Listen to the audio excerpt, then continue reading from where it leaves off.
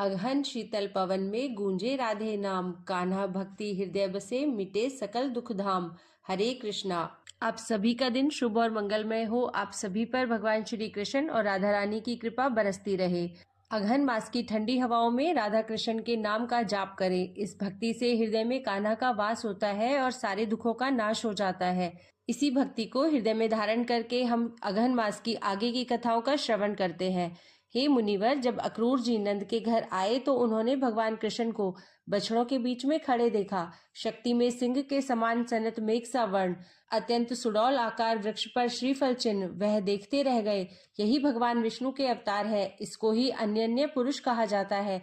त्रिलोक में इनका ही पूजन होता है। शीश पर मोरपंख, कानों में कुंडल, शोभायमान कृष्ण की शोभा देखते ही बनती थी। अक्रूर श्रद्धा पूर्वक देखते रह गए। कृष्ण जब उनको देखकर मुस्कुराए तो अक्रूर को लगा उनका जीवन सफल हो गया, नेत्र धन्य हो गए। वह गदगद हो आगे बढ़े। गोपराज इंद्र ने अक्रूर को हृदय से लगा लिया। कुशल क्षेम पूछते हुए आदर पूर्वक उनको भीतर ले गए। अक्रूर को सुंदर आसन पर बिठाया। तब तक बलराम कृष्ण भी आ गए, पास बैठ गए। बलराम के दर्शन कर अक्रूर ने अपने को धन्य माना। अक्रूर ने उनसे कहा, कल हम सब मथुरा चलेंगे, वहां पर अत्यंत आनंद होगा। राजा कंस की आज्ञा से सभी गोपजन उपहार और वार्षिक कर लेकर हमारे साथ पहुंचेंगे। वहां पर धनुर्यज्ञ महोत्सव मनाया जाएगा। इस बहाने सब बंधु बांधव आपस में मिल लेंगे। वसुदेव बहुत दुखी है, वह सब आपसे मिलने के लिए व्याकुल है।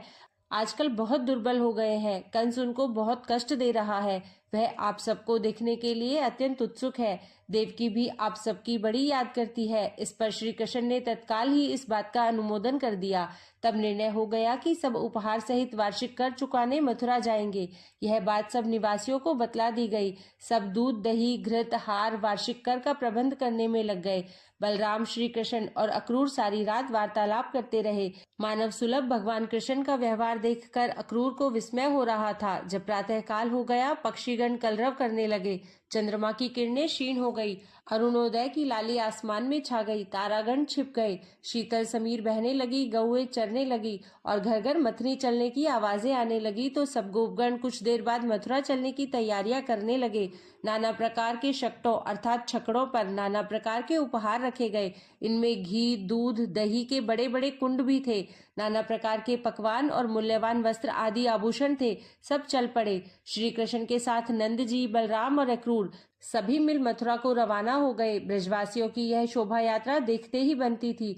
लंबी कतार गीत गाती जा रही थी। बैलों गायों की मधुर घंटियां बड़ी प्यारी लग रही थी।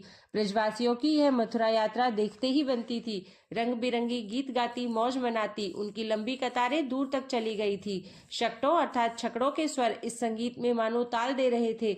सब आनंद पूर्वक यात्रा कर रहे थे। अक्रूर, गोपराज नंद, बलराम, श्री कृष्ण यह सब एक रथ में सवार थे। इन सब की शोभा देखते ही बनती थी। सब यमुना किनारे आए तब अक्रूर रुक गए। बोले, मैं यहाँ स्नान करना चाहता हूँ। आप लोग तब तक घोड़ों को दाना दे, आभूषणों की रक्षा करें, विश्राम करें, फिर मैं आ जाऊंगा। जब तक आप लोग मेरा यही इंतजार करना। गोपराज नंद ने बात मान ली। रथ रुक गया। सब ब्रजवासी रुक गए। अक्रूर जी यमुना में स्नान करने चले गए। ब्रजवासी आराम करने लगे। नाना प्रकार की क्रीड़ाओं से अपना मनोविनोद करने लगे। हे मुनिवर, जब अक्रूर जी यमुना में स्नान करने जा रहे थे तो कृष्ण जी ने उनको मुस्कुराते हुए स्नेह पूर्वक देखा। तब अक्रूर भगवान की यह लीला समझ न पाए थे।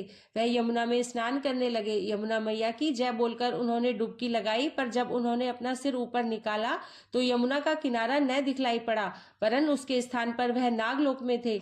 मुनिवरों, अक्रूर जी ने देखा कि 1000 मस्तक वाले उन्नत ध्वजायुक्त हल, मूसल धारण किए हुए, नीलांबर ओढ़े, एक कुंडल, सुशोभित मदमाते पांडुवर्ण वाले, अधखिले कमल जैसे नेत्र, स्वास्तिक चिन्हधारी अनंत भगवान अपने मस्तक पर संपूर्ण पृथ्वी को धारण किए हुए उज्जवल आसन पर विराजमान है।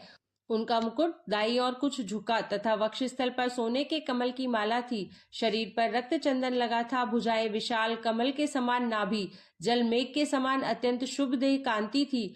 वासुकी महासर्प अर्थात नागराज उन एकार्णेश्वर भगवान का निरंतर पूजन कर रहे थे। 2 नाग बंधु कंबल और अश्वहर पर चवर डुला रहे थे। वासुकी और कंकारटक आदि उनके नाग सचिव चारों ओर बैठे थे। फिर समुद्र जल से भरे पद्म पुष्प से सजे स्वर्ण घट से अनंत भगवान का अभिषेक हुआ। भगवान के निकट ही पीताम्बरधारी मेघवर्ण श्री बल से अलंकृत श्री कृष्ण के समान ही एक अन्य पुरुष दिव्यमान थे।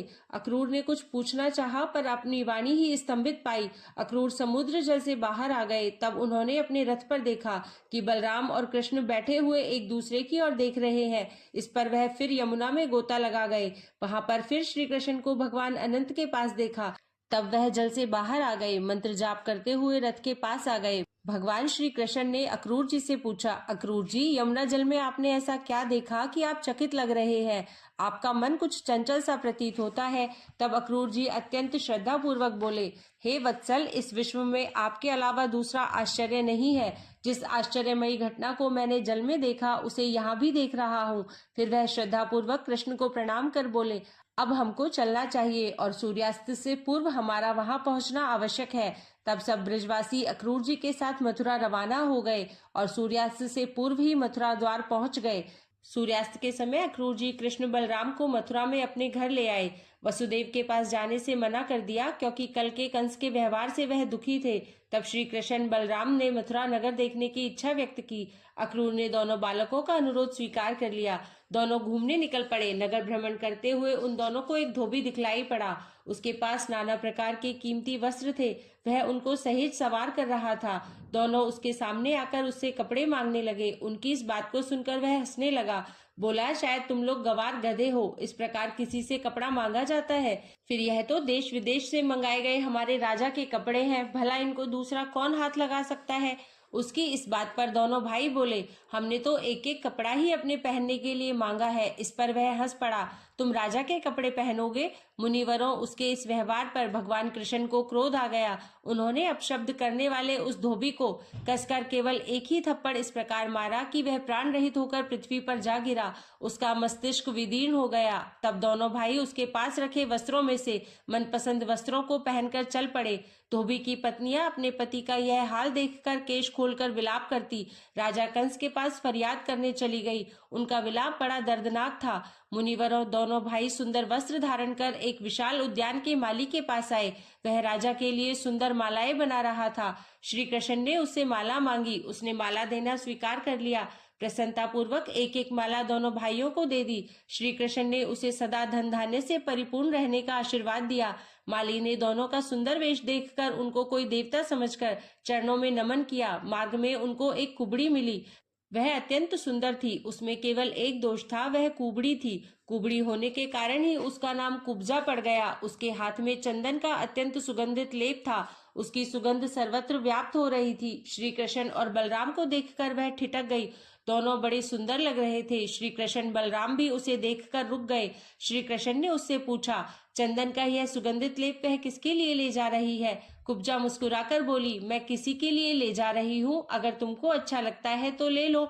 तुम दोनों मुझे बड़े प्यारे लग रहे हो। मुनिवरों, कुब्जा कृष्ण और बलराम को देखकर मोहित हो गई थी। दोनों बालकों का वह रूप उसे बड़ा प्यारा लग रहा था। वह मुग्ध भाव से दोनों को देख रही थी। कुब्जा बोली, मेरे समान सुगंधित चंदन का लेप बनाने वाला मथुरा में दूसरा नहीं है। तुम्हें भी पसंद है? भगवान कृष्ण बोले, हाँ, थोड़ा सा हम लेंगे। तुम चाहे जितना ले लो, मेरा मन तुम्हारी ओर आकृष्ट हो रहा है। तुमने अपना परिचय तो दिया ही नहीं। यह तो बताओ तुम कौन हो, कहाँ से आ रहे हो? तब कृष्ण हंसकर बोले, हम मल्ल है और राजा कंस की वैभवशाली नगरी मथुरा को तथा राजा कंस के धनुर्यज्ञ को देखने के लिए आए हैं।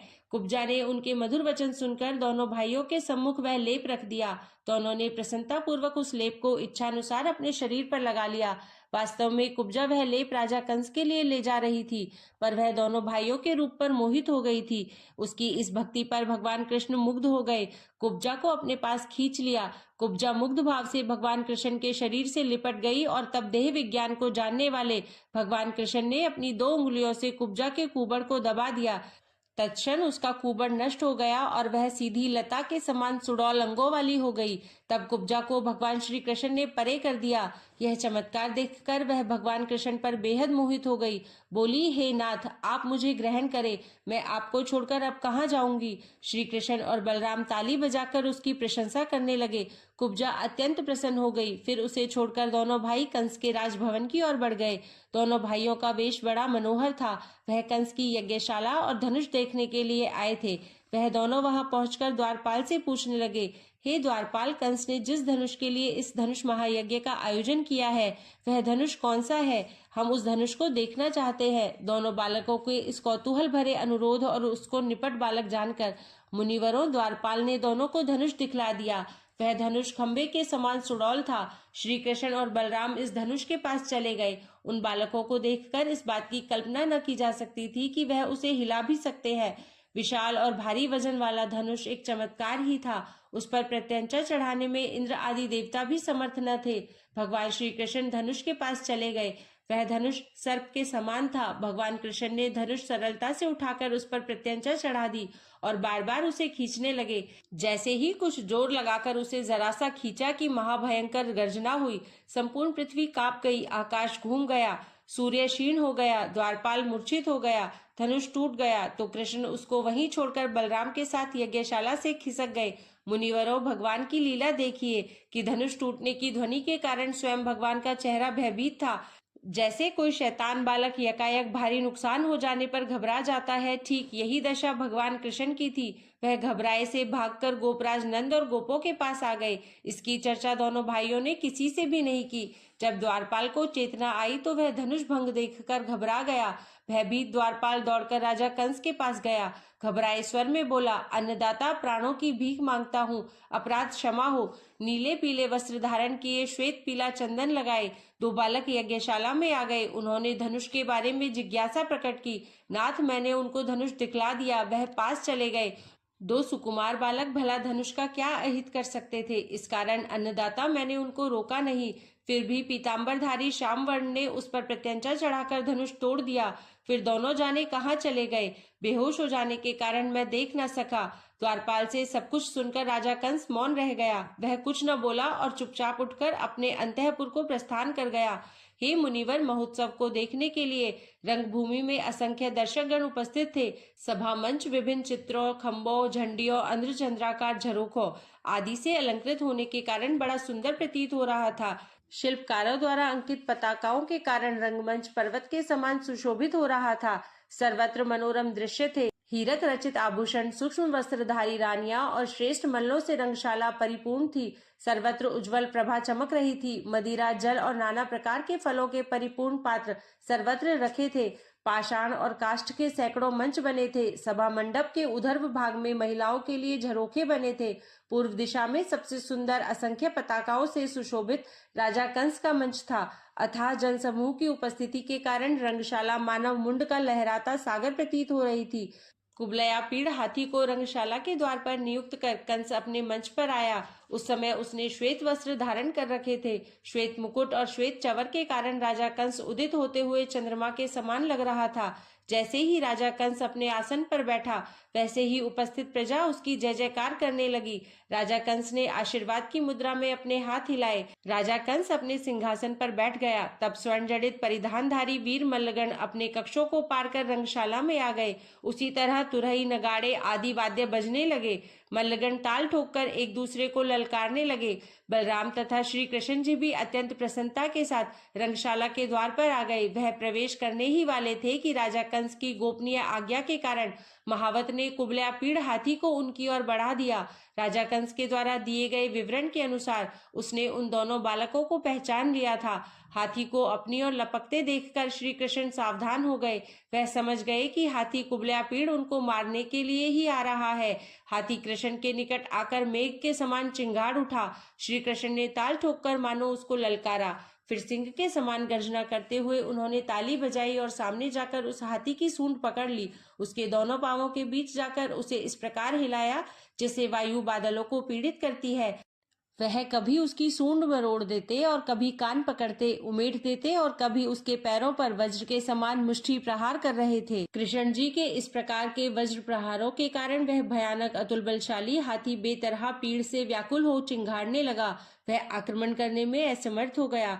चिंघाड़ते हुए वह घुटनों के बल बैठकर पृथ्वी को कुरेदने लगा। उसके क्रुद्ध मुख से मद निकलने लगा, जैसे वर्षा काल में मेघों से जल निकलता है। हाथी के साथ कुछ समय खिलवाड़ करने के उपरांत श्री कृष्ण ने अपना एक चरण उसके मस्तक पर रखकर दूसरा जमीन पर रखकर बलपूर्वक उसके दोनों भयानक लंबे दांत उखाड़ दिए। उन्हीं दांतों से वह बेतरह उसको मारने लगे। हाथी ने मलमूत्र त्याग कर दिया। रक्त के फव्वारों से भगवान कृष्ण भीग गए।